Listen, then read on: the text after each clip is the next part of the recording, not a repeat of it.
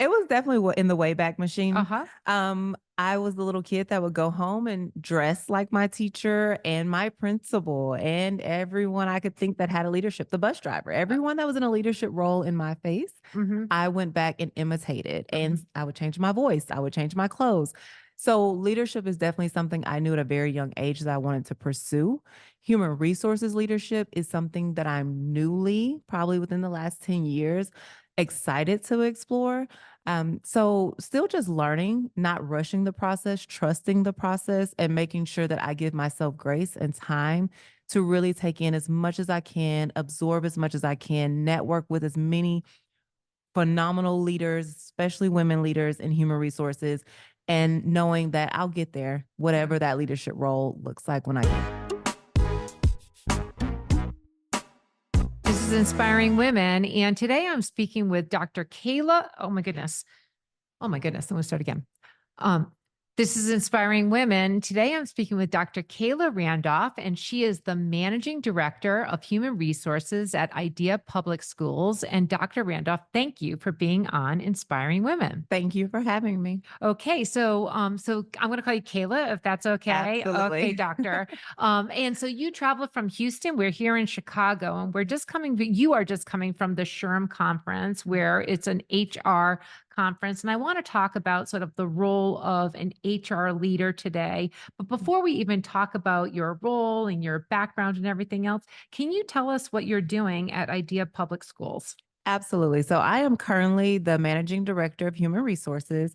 I'm working with all of our human resources directors, and we are in different regions, all of your major cities in Texas, as well as in Louisiana, Cincinnati, and Tampa. That's a large geography. It is. And we are small but mighty. Uh-huh. So super excited to work very close with them. Our primary focus is human resources, of course, but employee relations, grievances, terminations, making sure that we just do right by employees more in the mid or end of their story or their transition out of our organization. Okay. And so, in terms of just like all of those different schools that you're dealing with, Mhm. how many people, how many employees do you actually have responsibility for? We have 11,000, roughly Okay. 11,000 employees, yes, across those 4 states. And so it gets super exciting, different personalities, different locations, different regions, but about 11,000 roughly. Okay. I want to go a little bit into your decade of experience, but let's just sort of stick on Idea Public Schools. Mhm. So in terms of, what the organization does, I mean, the human capital of any organization is always its most important asset. So tell us a little bit about Idea Public Schools and sort of like what your values are, what your Mhm. responsibilities are, and then how the talent, Mhm. what you think about in terms of what the most important responsibilities you have to make sure that the talent fulfills the mission of the organization. Absolutely. So, one thing I always stress in human resources, no matter the organization, is treating people with respect and dignity. And that is one thing that we really focus on when in Idea Public Schools is really and truly treating our employees with dignity and respect. Also, acting with integrity. That is huge for us in our organization and in human resources. You Mhm. can't have a human resources professional with no integrity. But we make No, sure no, you cannot. I know that, Kayla. we make sure that we stretch that across and we really push that message across our organization. And so that is two things, possibly three, I guess, at this point, that we really and truly try to make sure our work is driven by and align with for our organization. For me as a leader, I think those things are super important because no matter the position or the department, those are things you just should do. If you're especially in human resources, but if you're in finance, if you're in business, if you're in talent, curriculum, you just want to make sure that you are working very hard with your customer, but you're also, again, treating them with dignity and respect and acting with integrity. Well, if we think about schools and public schools and Mhm. the charter school system, we think about teachers, and we Absolutely. all know that that is a very, very challenging job that's out there. And if we think about healthcare and benefits and the types of things, at Transcarent, and we're doing this podcast on behalf and in collaboration with Transcarent, we really think about things like providing high quality, affordable access to health and Absolutely. care for team members, what are some of the issues that you think about for your 11,000 team members that you're providing services for? Mhm. Something that I really think about right now when we think of those 11,000, and especially with emphasis, like you mentioned, on teachers, the shortage Mm-hmm. and the retention issues that we're seeing right now across the nation. Mm-hmm. Educators are tired. Yep. They do not feel valued in many different spaces or compensated to their value. And so, one challenge that we are facing is just making sure we're given a total rewards package. That's not something that I directly oversee, but I know that when they get into our world, the employee relations, the grievances, the terminations, people want to be heard and valued. Mm-hmm. And so that's kind of where the focus is the total rewards package and really recruiting, but keeping quality teachers. Mhm. How much, in terms of keeping team members or employees engaged, right? I Mhm. mean, there's a lot of things that have changed, from the course of the pandemic in terms of just like, can the workforce stay engaged? How important is the healthcare benefits that they're receiving? How large is that to engagement? What are the other factors that you think Mhm. about in terms of keeping an engaged workforce? Compensation is certainly part of it, right? Right. Absolutely. So when I think of engagement and keeping our staff members and employees engaged, definitely listening. Mhm. Understanding. You would be surprised that compensation is not the reason most people leave organizations. Mhm. It's their lack of feeling valued. Or again, I went to the doctor, I was diagnosed with something, and you're only telling me I get a day off and I do not have time, or my benefits will not cover that procedure. Or so listening to the things that they're dealing with in real life, but also making sure that we're providing those things just in case, making sure Yep. those packages cover what if, and if this happens to your family or your child or your parents, what else can we provide? And so at IDEA, we do make sure we have some specialized connections and relationships and networks. So maybe it's not our employee who's dealing with something, but it's their mother, Yep. it's their child. They can't find childcare.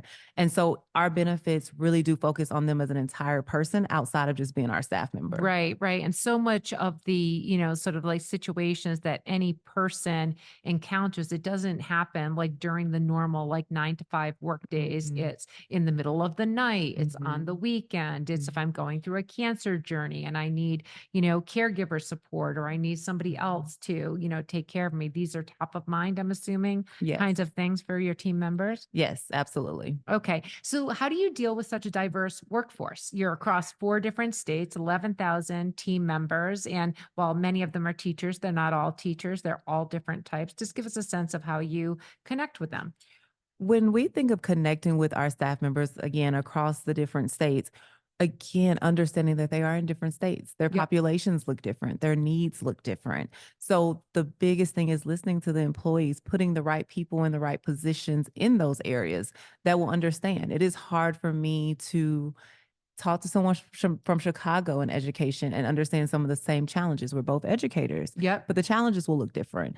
The population may look different. The customers may look different. And so we're very strategic on, although we're in these different states, putting the right people in place that can hear and understand and connect with them, Hmm. with our customers or our employees. And so that's the biggest thing we focus on is connecting with them by providing someone who can also understand as close as we can get, right? Yep. But definitely making sure that we know that we are strategically working and listening and connecting with them. Okay. So, Kayla, I want to talk about the future and sort of, as an HR professional, and you're here at the SHRM conference and you're learning here for a reason. But I actually want to go backwards a little bit. I want to talk about you. Okay. Okay. So, you've been a professional in HR for a decade plus now. Why did you choose this profession? Where did this start from? So the funny thing about me, I always say some of your strongest and biggest advocates for human resources did not start in human resources. So my first position in human resources was actually a temporary role Okay. in the records department. Okay. Um, and because I was wanting to relocate my family back to Houston from Lubbock. And I wanted to remain in education. I know Lubbock, just by the way, just like fun fact about me, Okay. my first job in healthcare, I lived in Vermont and I had to fly to Lubbock like 80% of the time, which by the way, is like 3 puddle jumping flights from Burlington, Vermont. So I know everything about that Lubbock Mhm. airport. Just, oh, by the That's- way, just side, little side comment there. So you understand Yes, I that there's a do. small opportunity. So I wanted to relocate my family. My husband is from the Houston area. I'm from north of Houston. And so I accepted this temporary role with the master's in the records room. But it felt right. Mhm. I connected with so many HR professionals in that role. I learned like all the things that HR embodies. And I always tell anyone when they're like, oh, I could never work in HR. I don't like HR. What part of HR are you referring to? Mhm. There's benefits, there's compensation, there's record keeping, there's auditing, there's compliance, there's onboarding, there's Mm. recruitment. The part everyone thinks they love is the recruitment part. And so in that role, I just learned a lot. And I remember someone asking me, well, what do you want to do next in HR? And I was like, man, I never thought about that. There are so many opportunities to work with people and to understand people. One of my minors at Tech from Texas Tech is sociology or was sociology. And so understanding the people and like listening to people. Mhm. And that's how I started in a records room in HR, temporary role, and then transition into a program coordinator working with onboarding and benefits orientation. But you did more than that as well. I mean, so you might have started, there, but Mhm. you caught the bug. I mean, you have your PhD, Yes. okay, and you've moved up into the leadership ranks Mhm. of HR. So what happened next? Where did you go from there? So from there, I did transition to K through 12, Uh-huh. human resources as a business partner. And that role was a very strategic generalist role. Mhm. We worked with every aspect of human resources. We served the principals and their campuses. There were 40 campuses at the time. And that role also really allowed me to understand what part of HR was I really interested in. And recruitment kind of took the lead at that time. I was young. I wanted to be out. I wanted to bring people into education. One of my best recruits was my husband. And Is so, that an HR violation? Okay, no, just next question.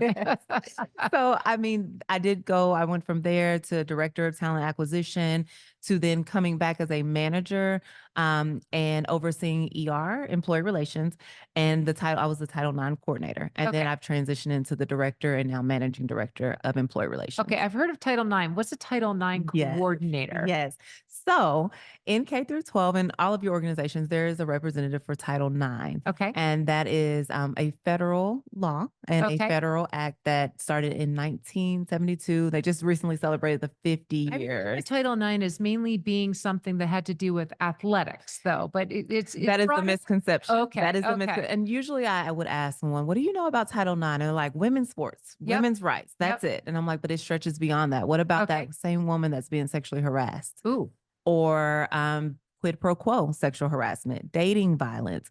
And so as a Title IX coordinator, you're serving the employees, but your focus there is also the students.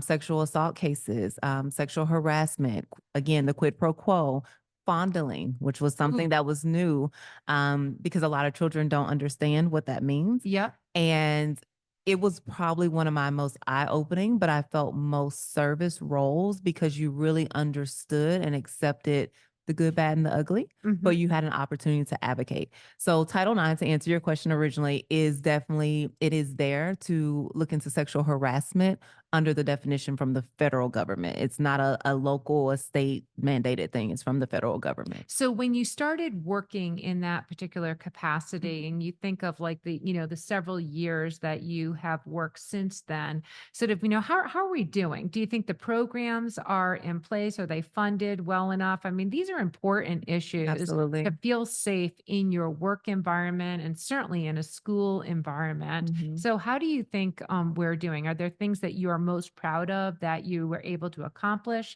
in that role, in the current role that you're in, or what's the state of this area, if you wouldn't mind commenting on that? Absolutely. The state of that area now, there is more awareness. I would definitely say in the organization where I serve in that role, we put it very much in your face, I Mm. would say, from orientations to check-in trainings to making sure our leaders understood what is Title IX? What does that mean? Did I just Mhm. sexually harass someone and I didn't understand that I did Yep. it? I created a hostile work environment based on sex. That's sexual harassment, Title IX. And so in that organization, I was really able to bring awareness, but also cross collaborate with other districts and other Title IX coordinators. So the Houston area, we really started to push that forward. Parents started to understand, what does that mean? Mhm. Students started to understand, what does that mean? Employees started to understand, what does it mean? As far as on a broader scale, I'm proud of the strides that we are taking in understanding what Title IX embodies. Recently, President Biden just released his regulations, Yep. and they will go in effect this fall. And Mhm. so more and more people are asking questions about this Title IX thing, this mystery thing. But I think it's more in your face, it's more understanding, and more people are having a voice because of it. Okay. And so the awareness, common language around it, and Absolutely. training at all the different levels and creating awareness at all the levels is important to do. So if we move to today, and so again, you're here in Chicago, you're at the SHRM conference. And Yeah. so what are you learning? What are you excited about in terms of some of the topics that you were discussing there? So I am here in Chicago, the first time ever. It's Oh, been really? amazing. But I'm just excited. I've been very excited and very pleased with the networking opportunities, having those crucial conversations, agreeing to disagree and understanding why with other professionals in the same field across the board. I've met human resource leaders from Nike. Yeah. I've met human resources in healthcare. I've met human resource professionals in education, of course, but having the opportunity to network. And one session that I attended yesterday actually was the hostile work environment. What is it and what is it not? Yep. And the room was full. Oh, really? And it was eye opening because I'm like, a lot of us really don't know, or we think we do, but we want to come in and do that check-in to make sure, are we guiding, are we explaining to our employees, what does that really look like? Is that a hostile work environment, or is it just unfair treatment, which we can still address? So I really enjoyed that session, but I also enjoyed being there with so many colleagues and so many fresh minds of just really understanding, what does that mean? So Mhm. that was exciting for me yesterday at the Mhm, conference. mhm. If we think about just sort of, a bit about the future. So Mhm. again, any organization, the most important asset that they have is the human capital, keeping Absolutely. that workforce engaged and pushing towards the values, the mission, the Mhm. objectives of the organization. So one of the things that's important is certainly the benefits that they receive. Do they have access to affordable, high quality health and care? That's one aspect of it. Compensation's another. Mhm. Workplace environment is another, and culture. What are the most important things, future processes that you're looking forward to in terms of, as you look at as being the leader of HR at the idea of public schools? The area that I'm most excited for in the future and progressing towards is transparency from Okay. human resources. Okay. A lot of images and pictures and graphics that are out there, it's someone that never leaves this desk that just wants to make everyone's life miserable and is a grumpy person. And that's not the You don't face. you don't look very grumpy. That's not the face of human resources. And definitely not the face of employee relations. Usually, if you talk to me, things probably aren't going so great at work on Mhm. either side, your side or your supervisors. But that doesn't mean it has to be an ugly conversation. That does not mean you have to feel I'm the grumpy person just clicking away at a keyboard. So I'm excited that more human resources departments and leaders, including myself, are getting in front of employees. Hi, I'm Dr. Kayla Randolph. I'm here to work with you. I'm here to serve you. I'm here to represent the organization and support you as an employee here. More of those introductions are happening versus on the later end when you meet me and I wasn't there. You didn't know who to call. Yep. And I'm just excited that more HR professionals are getting from behind that desk, moving Mhm. from that computer and getting in front of employees and building relationships and building trust Mhm. in the beginning of the process. Well, you started with trust and you're talking about trust now. If we talk about some of the new tooling that's available and we talk about the space of, artificial intelligence and all of the advances that that can provide, how are you thinking about that from a how you can incorporate that into what you're doing, whether Mhm. that's the benefit side or other aspects of what you think about from the HR perspective? You know, AI is coming. It's huge. And it's here. And it's here. That is one area that I am still learning Mhm. and understanding what will that look like in human resources moving forward in leadership, especially in leadership, because again, we are progressing towards transparency and being in front of employees to then incorporate and kind of think how will AI affect that. I think that's still something that I'm learning and trying to wrap my head around. Okay, okay. And so that's part of the coming to conferences like this that you can get Absolutely. some of that backdrop. Kayla, so part of the reason that I started inspiring women was to, of course, showcase women like you in leadership and your story, sharing them so that others can move into leadership. You've been moving towards leadership for 10 years now in the HR space. I am going to assume that you're not yet the leader that you expect to be 10 years from now. You have more to do. So, how do Absolutely. you think about your own career? And when was leadership something that you were striving for? Was it in the Wayback Machine, or was it just, more recent that you're just like, nope, here I am? It was definitely in the Wayback Uh Machine. huh.